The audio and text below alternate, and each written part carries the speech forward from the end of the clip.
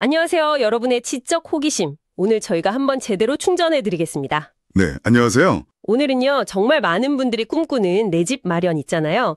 근데 이게 참 안타까운 현실이 되어버린 사건이 있어서요. 춘천의 시온 숲속의 아침뷰라는 민간 임대 아파트 얘긴데요.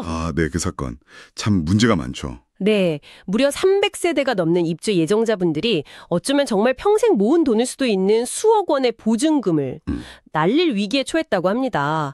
공사는 멈췄고 돈은 증발했다고 하고 도대체 이게 어떻게 된 일인지 저희가 뉴스 영상이나 인터뷰 여러 자료들을 좀 모아봤거든요. 이걸 바탕으로 한번 깊이 파헤쳐 보겠습니다. 네, 이게 단순히 그냥 한 아파트 단지의 문제가 아니에요. 지금 건설 경기도 어렵고 또 민간 임대주택 제도 자체의 허점 문제, 그리고 이걸 관리 감독해야 할 기관들 있잖아요. 허그 같은 이런 기관들의 책임 문제까지 아주 복합적으로 얽혀 있는 사안입니다. 오늘 청취자 여러분께서 이 사건의 핵심, 또 그 이면에 있는 구조적인 문제까지 좀 명확하게 보실 수 있도록 제가 아는 선에서 꼼꼼히 짚어드리겠습니다. 좋습니다. 그럼 일단 사건 개요부터 좀 정리해 볼까요? 춘천시 근화동에요. 그 공지천 바로 옆이더라고요. 네. 삼계동 318세대 규모로 짓고 있던 아파트 시온 숲속의 아침뷰. 네, 맞습니다. 원래는 작년 6월 입주 예정이었는데 이게 자금난 때문에 올해 7월로 미뤄졌어요. 벌써 1년 이상 늦어진 거죠. 네, 그렇죠. 그런데 그러다 작년 10월에 시공사가 그만 부도 처리된 겁니다. 네, 공정률 77% 상태에서요. 네, 77%면 거의 다 지른 거 아니에요? 근데 거기서 딱 멈춰버린 거죠. 현장 가보면 크레인도 그냥 그대로 서 있고 그렇더라고요. 근데 진짜 문제는 그 다음이에요. 입주 예정자들이 이미 낸 돈, 계약금이랑 중도금 합쳐서 무려 300억 원이 넘는다는데. 네, 300억이요. 이 돈이 안전하게 보관이 안 되어 있었다는 거죠. 이게 말이 되나요? 그렇죠. 보통 민간 임대 아파트는 계약자 보호를 위해서 그 주택도시보증공사, 허그라고 하죠. 이 허그의 임대보증보험에 의무적으로 가입하게 되어 있습니다. 네, 보증보험이요? 그리고 계약금이나 중도금 같은 돈은 당연히 허그가 지정한 안전한 계좌에 딱 예치되어서 보호를 받아야 하는 거고요. 당연히 그래야죠. 이 시온 숲속의 아침뷰, 또 허그 보증에 가입은 돼 있었어요.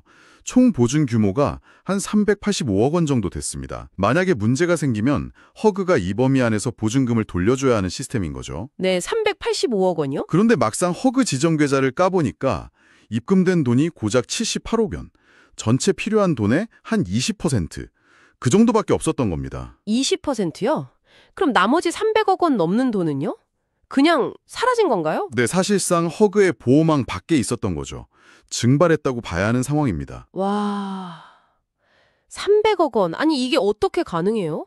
입주 예정자들은 당연히 자기 돈, 특히 중도금 같이 큰 돈은 은행 통해서 허그 지정 계좌로 잘 들어가고 있겠거니 믿었을 거 아니에요. 그렇죠. 보통 중도금은 개인이 직접 내는 게 아니고 은행에서 집단 대출로 바로 시행사나 신탁사로 가니까요. 맞아요.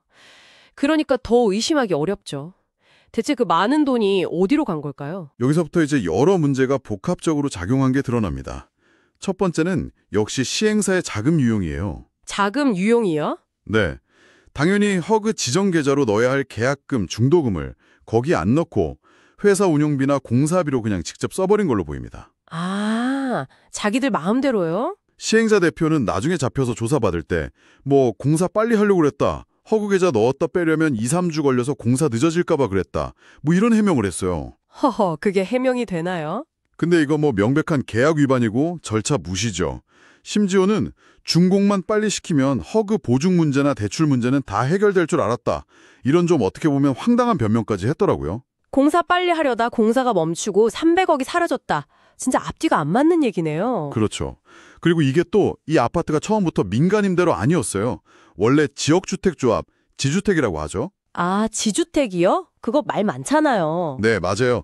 그 방식으로 추진하다가 중간에 민간 임대로 사업 방식을 바꾼 경우에요. 아하, 전환된 거군요. 이 전환 과정에서의 관리 부실도 커요. 민간 임대로 바꾸면서 기존 조합원들이 냈던 돈을 새로 만든 허그 지정 계좌로 제대로 옮겨서 관리했어야 하는데 그걸 제대로 안 한 걸로 보여요. 그러다 보니까 결국 민간 임대로 전환된 이후에 새로 계약한 분들 한 70여 세대 되는데 그분들 돈 대략 78억 원 정도만 허그 통장에 들어간 거죠. 아, 그 과정에서 뭔가 꼬였군요. 그럼 돈을 내보낸 은행들, 금융기관은요? 중도금 대출해준 곳들, 책임 없나요?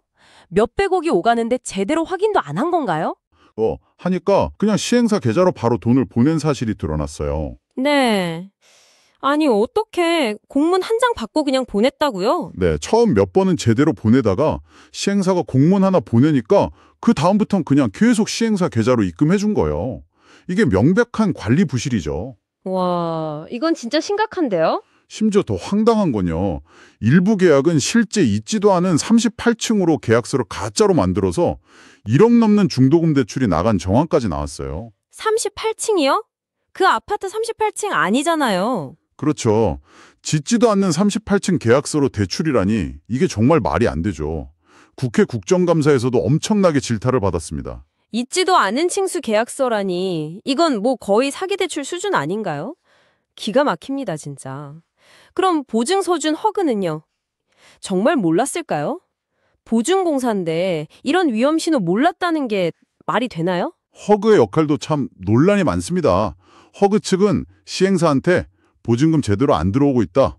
빨리 정상화해라. 이렇게 공문을 여러 번 보냈다고 주장은 해요. 공문만 보냈다. 네, 근데 문제는 뭐냐?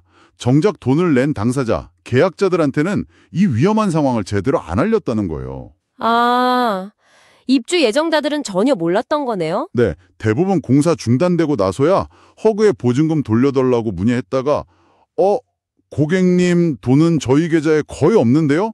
이런 충격적인 답변을 처음 들은 거죠. 세상에.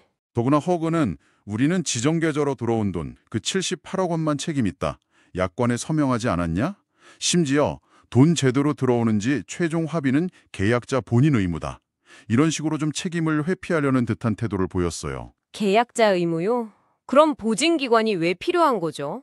와, 뭔가 단단히 잘못됐네요. 법적으로 자기들은 관리 감독 의무가 없다는 주장까지 했으니까요. 자, 그럼 잠시만요. 여기까지 얘기를 종합해보면 결국 이 사태는 정말 여러 단계에서 다 문제가 터진 거네요. 첫째, 시행사는 돈을 마음대로 빼다 썼고, 둘째, 은행은 확인도 안 하고 엉뚱한 데 돈을 보냈고, 셋째, 최종 안정망이어야 할 허그는 위험 신호를 알면서도 그냥 사실상 방치한 셈이고, 네, 정확히 보셨습니다. 총체적인 부실이죠. 결국 이 모든 시스템에 구멍들이 모여서 힘없는 입주 예정자들만 모든 피해를 떠안게 된 거군요. 그렇습니다. 그 피해가 고스란히 개인들에게 돌아간 거죠. 네, 300억 원 넘는 돈에 날릴 위기라니. 진짜 상상만 해도 가슴이 먹먹해집니다. 피해 입으신 분들 지금 상황은 좀 어떤가요? 그분들 얘기도 들어봐야 할 것 같아요. 네, 저희가 입수한 자료 중에 그 입주예정자 협의회 부회장님 인터뷰가 있는데요.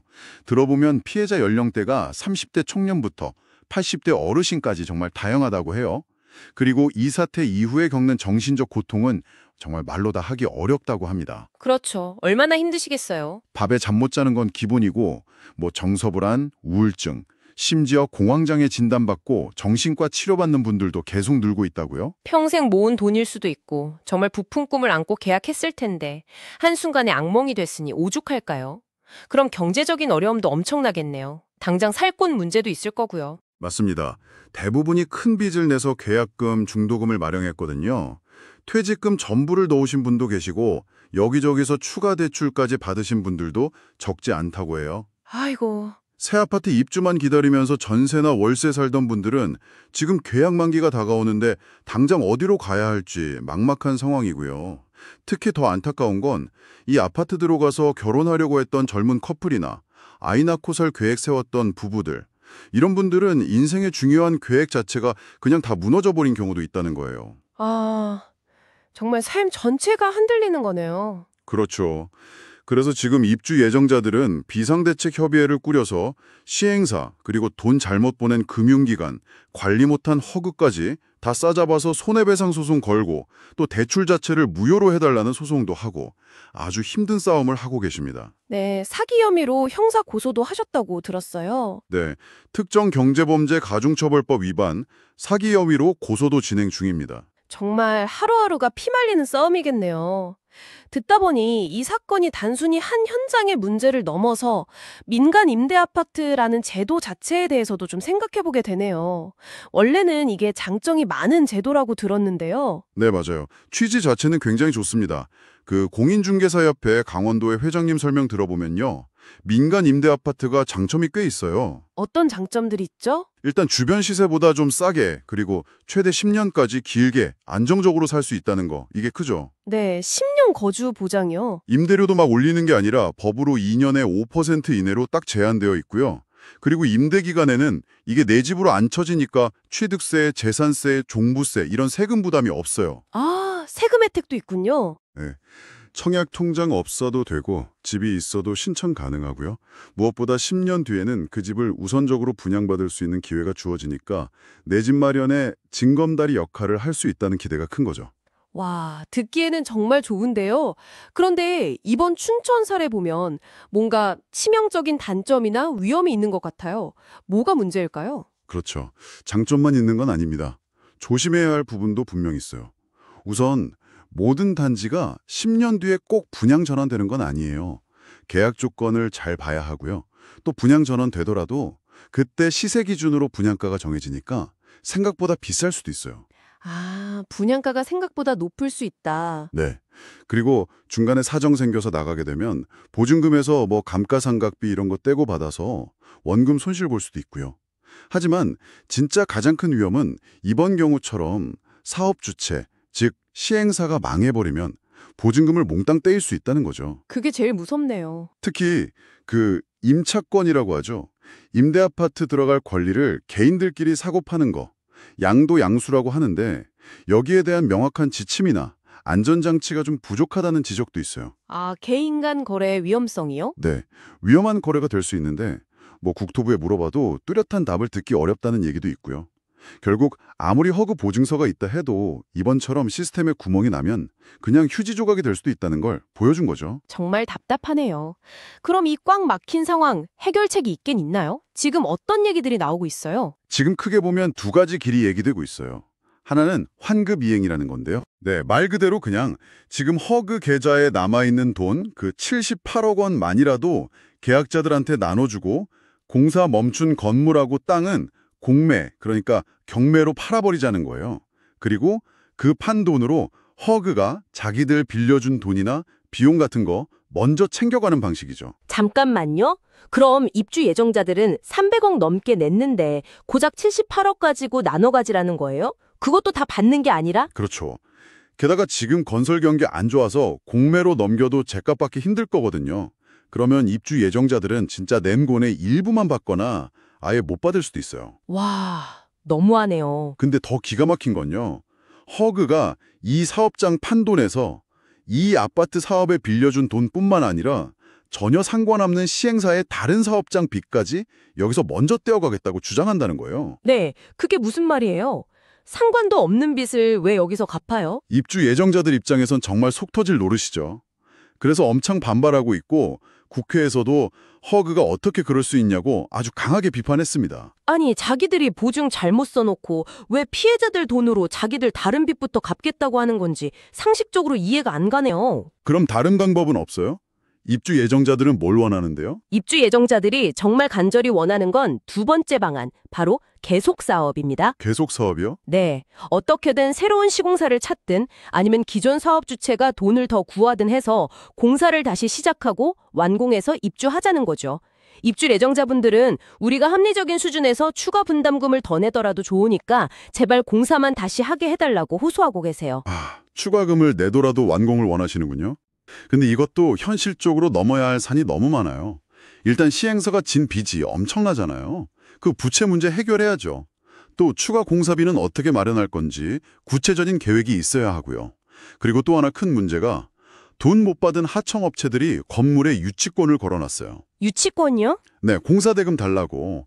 지금 한 10개 업체가 총 75억 원 정도 못 받았다고 유치권 행사 중인 걸로 알려졌어요. 이거 해결 안 되면 공사 못하거든요. 와, 75억 원. 이것도 큰 돈이네요. 그렇죠. 그리고 이 모든 걸 다 해결하고 사업 다시 하겠다고 해도 마지막으로 허그가 오케이 하고 승인해줘야 해요. 정말 쉽지 않은 길이죠. 듣기만 해도 진짜 첩첩산중이네요. 이런 상황에서 춘천시나 국회 같은 데서는 뭐라고 있나요? 좀 나서서 중재하거나 해야 할 것 같은데요. 춘천시가 처음에는 좀 소극적이었는데 사태가 심각해지고 비판 여론이 커지니까 뒤늦게 좀 적극적으로 나서고는 있어요. 아, 다행이네요. 앞으로는 민간 임대사업 승인할 때부터 사업자 자금 능력이나 이력 같은 거 꼼꼼히 보고 공사 중에도 보증금 제대로 내는지 계속 점검하겠다. 이런 재발 방지 대책을 내놨고요. 또 지금 이 사태 해결하려고 매주 허그, 시행사, 은행, 입주 예정자 대표 다 모아놓고 회의를 주재하면서 중재 노력을 하고 있습니다. 중재 회의를 하는군요. 네, 처음에는 다들 서로 네 탓이다 하면서 책임 미루기 바빴는데 이렇게 계속 시에서 중재하고 문제가 공론화되니까 조금씩이나마 계속 사업적으로 뭔가 같이 방법을 찾아보려는 분위기는 생기고 있다고 해요. 국회에서도 국토위나 행안위 중심으로 허그랑 관련 부처 관리감독 부실 문제를 계속 지적하면서 정부 차원에서 대책 마련하라고 강하게 압박하고 있고요. 네, 오늘 춘천 시온 숲속의 아침 뷰 사태 정말 깊이 들여다봤는데요. 한 사람 한 사람의 그 소중한 내 집 마련 꿈이 이렇게 허망하게 무너질 수 있다는 거, 그리고 그 과정에서 우리 사회 시스템 곳곳에 구멍이 참 많다는 걸 정말 생생하게 봤습니다. 그렇죠. 결국 뭐 시행사의 어떤 도덕적 해이, 또 금융기관의 안일함, 그리고 마지막 보루여야 할 보증기관의 소극적인 대처, 이런 게 다 맞물려서 수많은 피해자를 낳은 거잖아요. 정말 안타깝고 비극적인 사건입니다. 이게 절대 그냥 운 나쁜 몇몇 사람들의 일 이렇게 볼 게 아니거든요. 부실 사업자를 제대로 걸러내지 못하는 시스템의 부재, 또 복잡한 금융이나 보증 시스템 속에서 정보가 부족한 일반 소비자들이 보호받을 장치가 얼마나 미흡한가, 이걸 여실히 보여주는 거죠. 네, 우리 사회의 민낯을 보는 것 같네요. 춘천시가 뒤늦게라도 대책 마련하고 기관들 태도가 좀 변하는 건 다행이지만 이걸로는 부족하죠.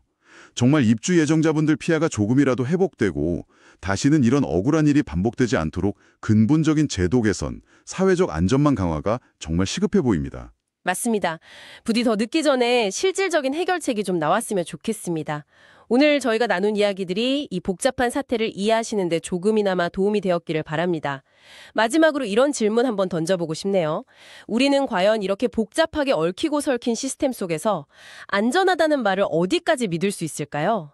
그리고 개인이 아무리 조심해도 피하기 어려운 이런 구조적인 위험 앞에서 우리 사회는 어떤 든든한 울타리를 만들어줘야 할까요?